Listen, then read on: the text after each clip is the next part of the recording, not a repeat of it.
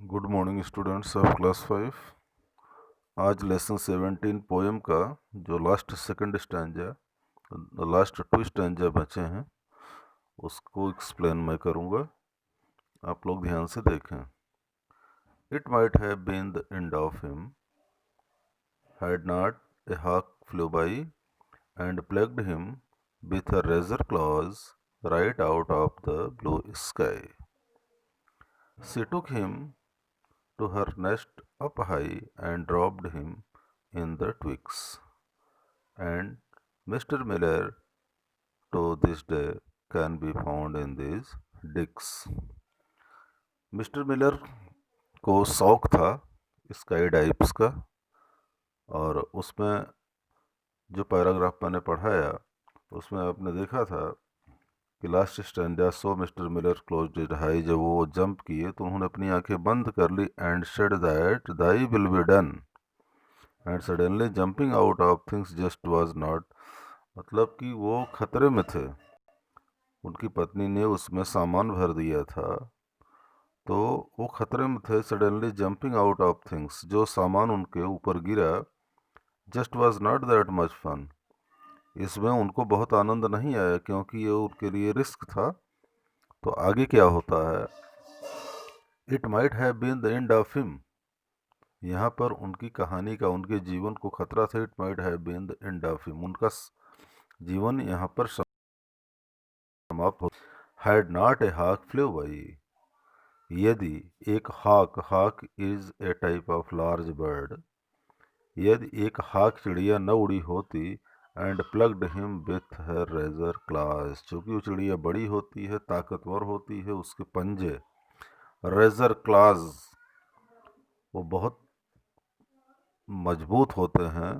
Right out of the blue sky, उसने क्या किया कि अपने रेजर क्लास में, अपने पंजों में उनको पकड़ लिया। Right out of the blue sky, नीले आकाश में जो पैरासूट से उतर रहे थे। She took him to her nest up high, और वो उनको बहुत ऊपर, अप हाई, अपने नेस्ट मीन्स अपने घोंसले में ले गई। And dropped him in the twigs, twigs means होता स्टिक्स, जिससे जिन वस्तुओं से अपने घोंसले को बनाती है। And dropped him in the twigs, उसी में उनको रख दिया। And mister Miller to this day can be found in these digs, और मिस्टर मिलर इन दिनों, इन टू दिस डे आज, can be found in these digs, इन डिक्स में पाए जा सकते हैं। डिक्स मीन्स हाउस, निवास स्थान, गुफा, इसके कई अर्थ होते हैं। तो यहाँ पर can be found in these digs, इन्हीं गुफाओं में, इन्हीं निवास स्थानों में, इन्हीं घरों में आज पाए जा सकते हैं। ठीक है ना। तो ये है मिस्टर मिलर की स्टोरी। लोग इसको, इस पोएम को पढ़ लेंगे। आपके पास बुक होगी, आप लोग जरा ध्यान से देख लेंगे। क्वेश्चन आंसर मैं कल भेजूंगा, लेकिन fill in the blanks verses of the poem में आपको फिल इन द ब्लैंक्स में भरना है। दिया है he never for a moment thought, तो यहाँ आपको लिख देना है that he could ever die, that he could ever die. He trusted in his parachute, but when he pulled the strings, but when he pulled the strings, he found his wife had moved the chute and filled it up with things। इसको आप fill up कर लेंगे।